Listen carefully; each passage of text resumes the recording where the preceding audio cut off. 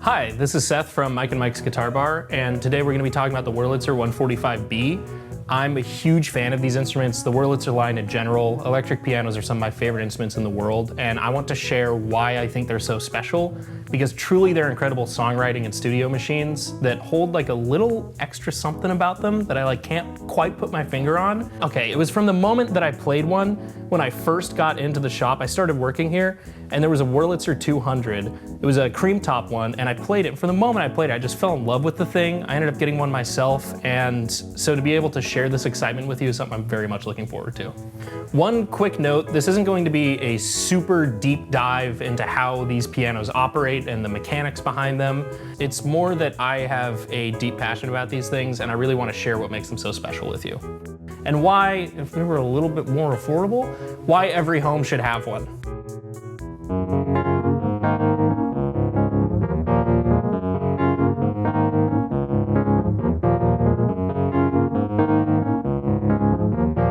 I would say that it's not an exaggeration to say that the two top dogs of electric pianos are Rhodes and Wurlitzer. You can use electric piano pretty interchangeably, it has a very distinct sound. You hear one, you know what it is. But once you delve into that, I really find that there are two sort of paths you can go down, this sort of Wurlitzer sound and this Rhodes sound. And of course there are ones below that. You got the Hohner Pianette series, the Yamaha CP series. They have a bunch of numbers that I have yet to memorize what each model is. But if you're going for something a little bit chimier and a little bit more clean, a little bit more sterile sounding, you want to go Rhodes. But this is why I like Wurlitzers. They're really a player's piano in that sense. They're a little bit barkier. They're a little bit bell-like. They drive a little bit easier. I think these things are a lot of fun and a lot more sort of player grade from the get-go. And that's where my passion for these things come in. They feel like they're not hiding anything. It's what's up? Come on in. All right, here's a C chord. They're just super easy to get into, and I love these things. A lot of people prefer Rhodes, and that's totally acceptable. It's such a subjective thing. But what's not subjective is the big heads. Rhodes, oh, what, we're top dogs in here. Oh, look at us, we teamed up with Fender. Oh, look at us, we have intonation. Oh, what's that? We survived past 1984? Okay, Mark V. And just know that if Wurlitzer ever came back, and if they didn't stop production in 1984 because they went under due to the Yamaha DX7 coming out, it'd have been all over.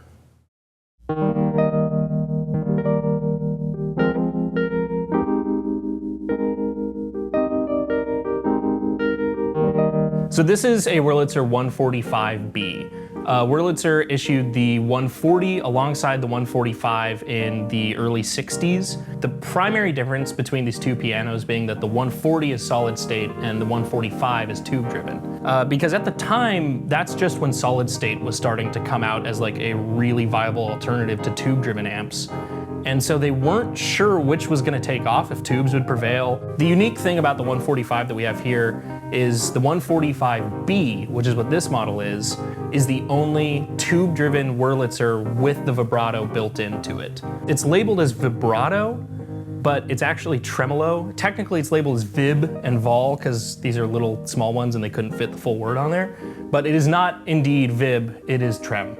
It's strictly a volume fluctuation. There's no actual intonation stuff going on here. It's just a little tremolo.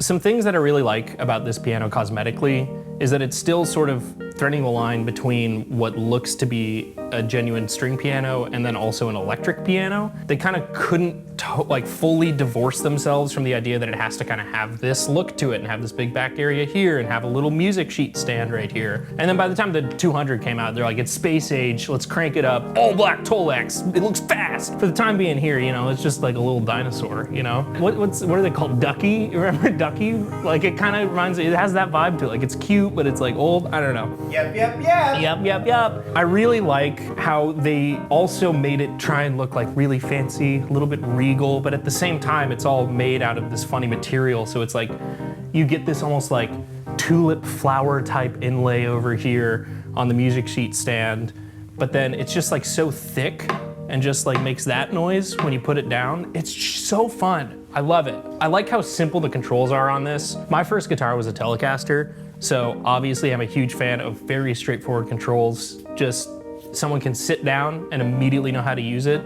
I'm all for it. This has one volume knob, and the volume knob turns the machine on, and then it has one, what they call vibrato, which is really tremolo knob, and then it has one output here, and then a couple more in the back, which we can show you. One other small detail that I really like about this that also makes an appearance on the 200 series on that faceplate is the actual Wurlitzer logo here. It makes no attempt to look like they're manufacturing musical instruments. It is like very fancy, clearly like German designed. It borderline looks like there's like too much going on, arguably, on the Wurlitzer logo, but it's really cute. Capitalized T makes an appearance. Wurlitzer. That's how you actually pronounce it. Wurlitzer was manufacturing instruments from 1954 to 1984, and in those 3 decades, they produced some of the most special and cool instruments that I think I've ever heard. And unfortunately, though they went away in 1984, they've had these huge resurgences, and I think right now we're kind of in the middle of one. Maybe it's just me being personally obsessed with that, but people are really starting to gear towards the Wurlitzer 200s and 200As, and so I kind of want to show off a bit of an oddball here, the 145B, because I feel like it offers some things that the Wurlitzer 200 doesn't, and it's kind of unique in other ways. So when you think of Wurlitzer, this probably isn't the first electric piano that comes to mind. It's either a 200 or a 200A. Those are all over the place as far as Wurlitzer goes. It has about as big of a reach as anything they've ever made. I have one of those personally. I love it, and I was super intrigued by how this one is very similar, but also simultaneously very different to the 200. So I kind of want to go over the differences that I found when playing this compared to the 200 that I have a lot of experience with. The first thing that I noticed before I'd started doing any sort of research or reading up on these things is how similar it feels to the Wurlitzer 200. I guess I just assumed by the look of it, with its Ducky-esque appearance, that it was going to be pretty like hard to play, I guess, which sounds bad to say, but I just assumed the action wouldn't feel as smooth. I wouldn't get that response when I was hitting the keys, but I had the polar opposite experience playing this one. Even from the get-go, before it was totally fully serviced, it was playing and sounding great. The action is super responsive. You get a large dynamic range, and it's very, very similar to the 200 in my opinion. It's very, very close to the actual like action assembly that Wurlitzer 200s use. So it's another reason why this specific Wurlitzer 145B, that specific model, does kind of thread the line between Wurlitzer's first attempts and sort of their final and most popular attempts, which is the 200. Tonally, it's also fairly similar. You get a lot of the drive, but I do find that this kind of retains a little bit of that like pluckiness that you hear on the earlier models. Specifically the Wurlitzer 120, I've also played one of those, and Ray Charles is famous for playing the Wurlitzer 120. If you listen to any of his music, it's very prominent through a lot of it. And you can hear what I mean. When he plays a note, there's not this immediate huge sustain. It sort of hits that note and almost wants to die down fairly quickly. And while this doesn't have that, it's leaning more into the 200 realm, which is like far more sustain and like a little bit more drive. But in that same vein, like, I don't know, it has that kind of cool plunkiness that like the older ones have. While it's a far cry from the 120, it is still tube driven. So you get this very warm, dynamic sound that I feel you can't really get with the solid state ones. And that's coming from someone who's like a diehard Wurlitzer 200 fan. I got that thing and it became like my entire personality for like, I'm still getting off of it. I'm not gonna lie. You know, it's like a perfect piece of furniture too. You walk in, they're like, oh, that's a cool piano. And you're like, yeah, you know, it's pretty fun to play. I did some Wurlitzer. And then they're like, oh, it's a Wurlitzer? I thought it was a Rhodes. And then you go, don't you dare say that name in my household. If I hear the word Rhodes come out of your mouth one more time, I'm kicking you out of my small apartment. And then another thing that I feel is like really special about these ones is the way that the vibrato has this large depth to it. I'm gonna turn all the vibrato fully off, so it's just one thing, and then I'm going to engage it, and the way it sweeps in is so special to me.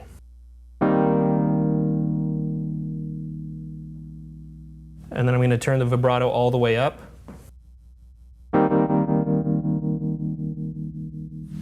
It sounds very warm. I can't really exactly describe the entire difference there, but it just feels a lot more dynamic than the 200 and other solid state comparisons.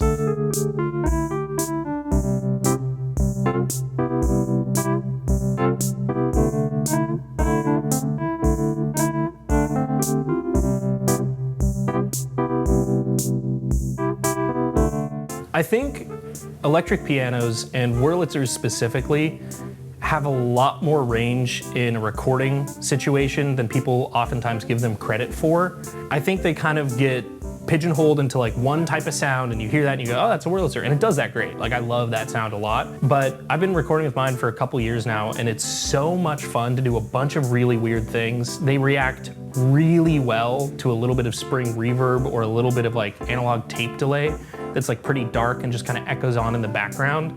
It immediately sort of swells it and drenches it in this really nice way that can layer it throughout the entire record. I think it responds really well to chorus. We're used to hearing Wurlitzers with a bit of phaser. I think that was a big thing in the early 80s, but a little bit of chorus actually kind of goes a long way in my opinion with these things. Put on a little bit of chorus, a little bit of tape delay, hard pan it right, who cares? You know, we're making a record, it's supposed to be fun. And then you just swell it over to the left and it's like, what is that? It's so much fun. You can do the little like walk downs with that specifically, a little like, so much fun. Another thing that I like to use Wurlitzers with are drum machines, specifically from the 80s. I like the Roland and Acetone series. The dream is a compy rhythm. I love a compy rhythm a lot, and I can't get one. And if anyone has one, I have $200, and that's about it. What I do have is this Acetone Rhythm Fever right here. I got it from this shop. It just came in and I fell in love with it and I ended up buying it, and I've used it with my Wurlitzer nearly every day since I got it. It helped me a lot with like practicing it, but less as like a metronome and more as just like a having fun type of tool. It creates this very, and I mean this in a very wholehearted and loving way, it creates a very cute dynamic between the two, where it's like very playful. It makes you not take what you're doing so seriously, which I think is like a very important tool when trying to make music. It has these pre-programmed patterns, as well as a tempo, volume, and balance function. And then these last two variants right here, they can go between different 8 beats, 16 beats, disco, bass and snare.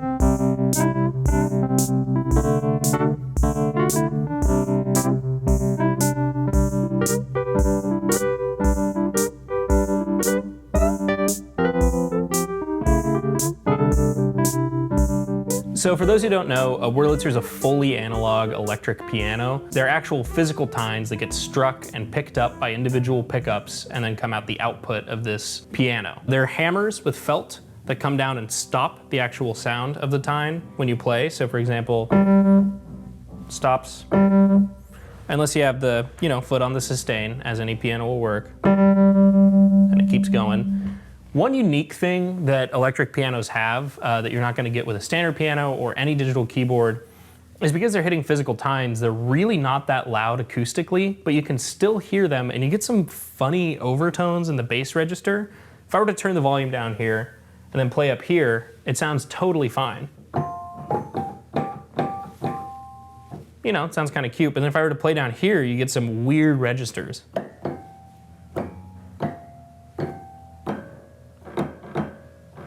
So I hope you can see why I think these are such special instruments. There really is something so fun to playing them, and at the end of the day, I really think that that's what music should be, is fun and fulfilling, and these things do that for me. I just think they're really cool pieces of history that have a really unique sound and are a ton of fun to play, and if you get the opportunity, you should go play one. They make the perfect staple for any house, in my opinion. You can just sit down, cup of coffee, set it right here. You can only set coffee on super expensive machines, and then just like look out your window and play your little Wurlitzer. It's a great morning.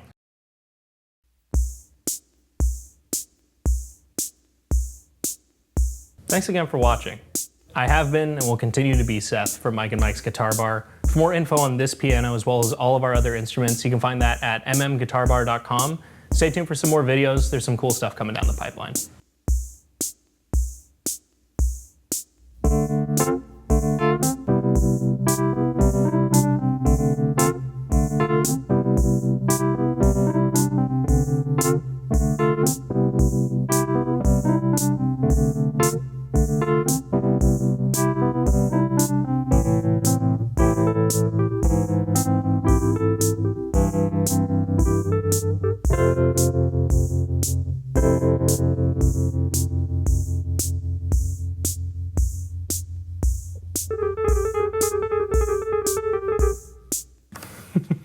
All right.